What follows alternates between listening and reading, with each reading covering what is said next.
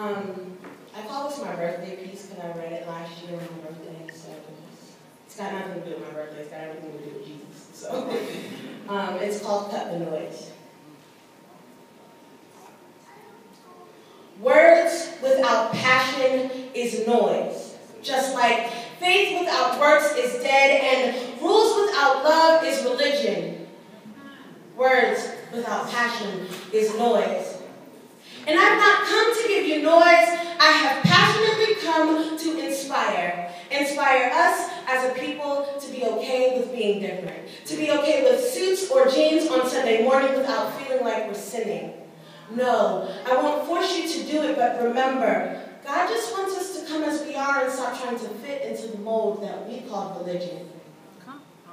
I've come to inspire us to fall in love with Christ again and stop giving Satan so much credit. We proudly became his mouthpiece when we started spreading gossip and not the gospel.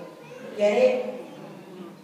And I've come to inspire us to be the voice of God, because right now the devil's voice is echoing in the ears of many who are walking the streets and refusing our seats. And contrary to popular belief, the world didn't mess up. The church did. You see, the world, they were just doing what comes naturally. But I've come to inspire us, the church, that there is time to get it right. There is time for us to fix our mentality and practice what we preach. Save the name that we call church, spread the gospel, and bring people to the seats. There is time to gain our name back and stop being labeled as hypocrites. Invite our friends into the house of God and let them know they can live again without feeling like their past will be judged by more than just God. Assure them that a designated seat won't keep them from salvation or get them any closer to their desired destination. Love them through their sin just as Christ loved us through ours, or have we gotten so holy that we've forgotten our scars?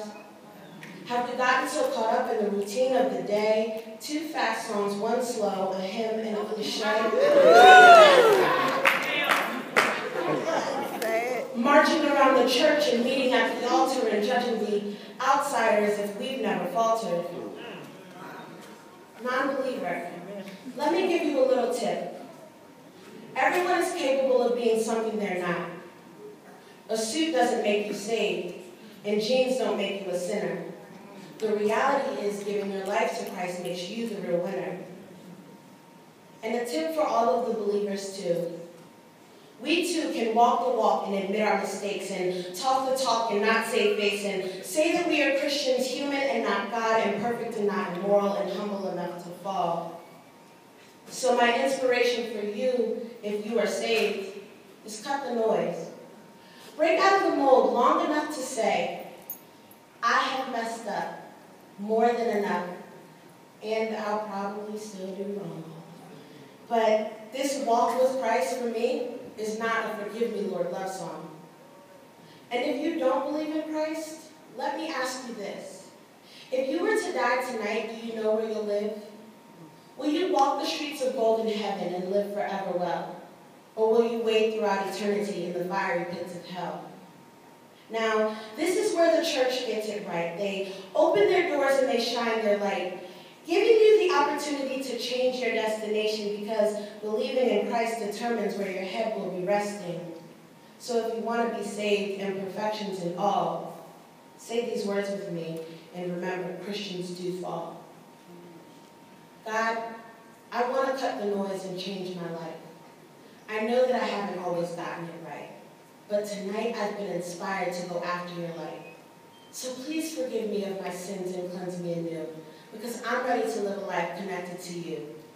I accept you as my Lord and Savior, Jesus Christ, and I thank you for dying on the cross and giving me a new lease on life. From this day forward, I am yours and you are mine, and I'm so grateful that you saved me from this life full of dying. Amen. Now, with that being said, I hope you heard the passion behind my words. Now the choice is yours. Live life as you are, or cut the noise.